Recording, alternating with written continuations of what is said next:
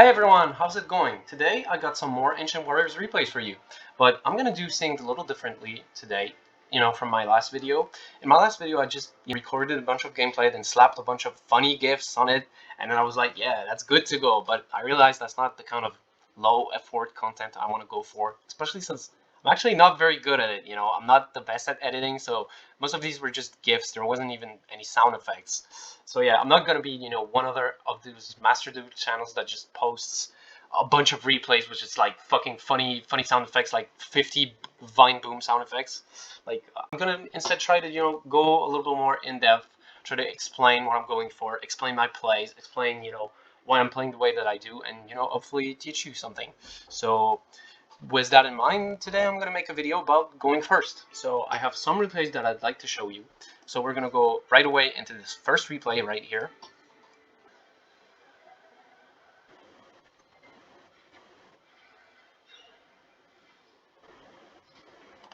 Alright, so obviously, usually you don't want to really go first with Ancient Warriors.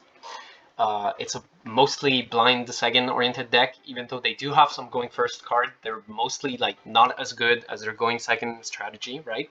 But you don't always get to choose, right? You might lose the coin flip and your opponent makes you go first. Or if you're like me, you might be queuing and doing something else at the same time and just, get to put first as a default because you won the coin flip but weren't paying attention, right? So yeah, in these situations, here's what you want to do. So with this starting hand, we have Sunmo. So main combo starter, very good. One unit, completely useless going first, right? It's a Pancratops, so not gonna do much. Tenki, again, very good card, Searcher. Since we already have Sunmo, we're not gonna search for that. We have Deception and Betrayal, an extender, gonna allow us to set up quite the nice board here, and Droplet. Mostly going second card, but also good going first because it's a quick play space, so I can just set it and then use it as a trap. So what I'm gonna do here is just go for Tenki, search for Zoe, right? I don't need to search for Sunmo, I already have it. I'm gonna search for Zoe, use Zhao, get 3 visits, right? Very powerful combo. Before, you couldn't afford to just do that with your Tenki.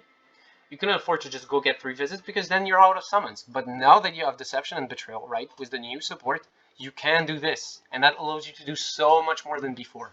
So I'm gonna activate both Sagas. I'm gonna special summon Sunmo. So I'm gonna get Zukong, same as usual. Gonna link these two off for Double Dragon Lord. I'm gonna use the Double Dragon Lord effect. I'm gonna get the new card, the other new card, Savage Jianying. I'm gonna activate Sunmo's Search, but mostly, right, what I'm searching here, it's a follow-up for next turn, just in case. But the reason I'm doing this is mostly just to bin the 3 visits and get the Grave effect, which is going to allow me to special summon Savage Jianying. Then Jianying is going to get me Lu Feng. Then I can special summon Lu Feng. I can set Droplet. And now at the end of this turn, we have 1 bounce here, a quick effect bounce with DDL, 1 quick effect destruction of the highest attack monster, and a follow-up bounce with Sunmo, who like gets a bounce whenever you activate another Ancient Warriors effect, right? So it's looking pretty good. Right away, 3 interactions. Plus, we got the mini Masquerade effect. Your opponent must pay 400 little p to activate a card or effect. So now, unless you're playing against something super fucky like Drytron that's going to activate a million effects, this is not going to be, killing your opponent, but it's still pretty nice. It can help killing the next turn. And it has, this pretty overlooked effect that if a monster is sent to your opponent's graveyard, except during the damage step, you can target 1 card in your opponent's graveyard, banish it, and if you do, draw 1 card. So if they do something like activate a hand trap or just synchro, link, anything that sends a monster to the graveyard, I'm going to get a draw that could be potentially a hand trap, and I'm going to get a banish, which could banish a combo piece. Like this effect against Sky Striker, it's GG. Because they'll summon Ray, they have to link her off into Kagari or whatever, you just banish the Ray, and then it's fucking done for them, So very good effect, actually. And we have Droplet on top of all of that. So we're going to see what our opponent's going to try to do. Since they make me go first, it's pretty obviously going to be Numeron. That's the only, aside from Ancient Warriors, pretty much the only, 9-second deck you ever see on the ladder. And I'm saying aside from Ancient Warrior, but I'm pretty much the only guy playing Ancient Warrior. I never ran into a mirror match, right? So yeah, it's always going to be Numeron. So they're going to activate, oh yeah, very weird choice from them. They Kaiju'd Sunmo. If I was them, I'd Kaiju probably Lu Feng or DDL. Most likely DDL, because DDL's effect is the most flexible, right? But it's not gonna matter.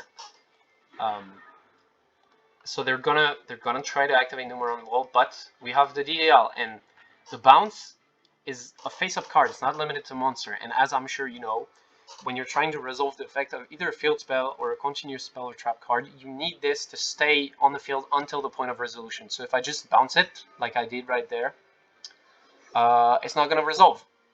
So they're not going to be able to try and go for the OTK, and they're going to reactivate it, but they're going to see that they can't use the effect, and they're just going to surrender. So that was really easy, right?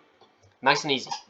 And even after all that, I still had, you know, the bounce. No, not the bounce. I used that. I still had Droplet and Lu Feng. So even if they had further plays, I would have been able to probably not die at the very least. And then with the follow-up that I got, I would probably clear and win on the third turn anyways. So yeah, pretty good for a deck that's not supposed to go first, you know.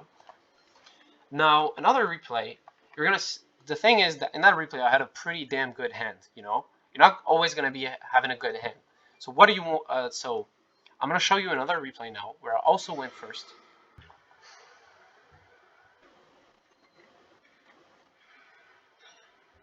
So in this replay, I also went first, but as you can see, my hand is complete fucking jack shit. Absolutely unusable, you know? Nothing to do. Well, I did have Extrav, but as you're gonna see, I'm firing it off, and I found nothing, right? I did find off Deception and Betrayal, so I can at least try to go for a play by special summoning Guan Yun using Betrayal, and then normal summoning Lu Juan, linking it off for DDL, and then going for Lu Feng, which would be a pretty weak field, you know, just DDL and Lu Feng. But as you can see, I'm not even going to get to do that because they're going to just use Maxi. So now, right now I would be fucked normally. I would be completely fucked, right? They Maxi and I don't even have a good play, and it's a play that requires a lot of special summons. So I'd be fucked, right? But very important thing to know, as I said earlier, the only blind second deck right now that's popular on the ladder is Numeron. And since I know that it's Numeron, I'm simply going to not play any monsters at all, because the Numeron OTK only works if I have monsters on my side of the field. They only get to double their attack over and over if I have monsters, and since I don't, they're gonna go for it. You're gonna see. Just special summon all four Numeron gates. They're gonna attack me, but they'll only be able to deal 4,000 damage. No big deal. They don't kill me. Now, sometimes they do run limit removal, so it's not a surefire way to beat it, but most times it's gonna be good, and they're just gonna end on Avramax and pass. And setting 2. But Numeron doesn't run any real traps because it's going second deck. So these are likely something like Cross Out and Cold by the Grave, or maybe Imperm, something like that. Nothing too big, you know. You don't have to be scared. So now I'm on the crackback. I get another Extrav, but I didn't really need it anyways. I fire it off. I hit a very good draw actually, the Zogong, very good draw.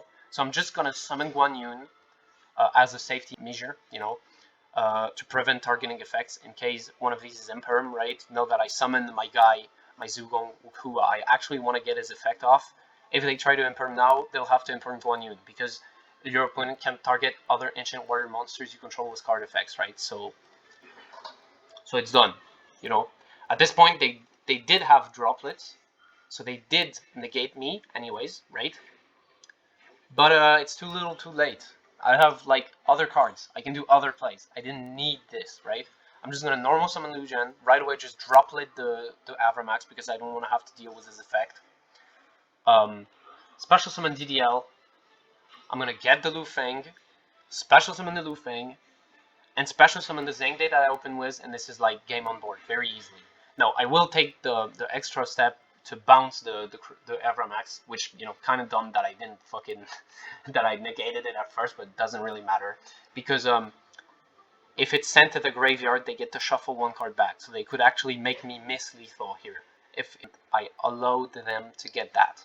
So I am simply gonna bounce it, so I won't have to deal with it, right? And then I OTK, and it's over.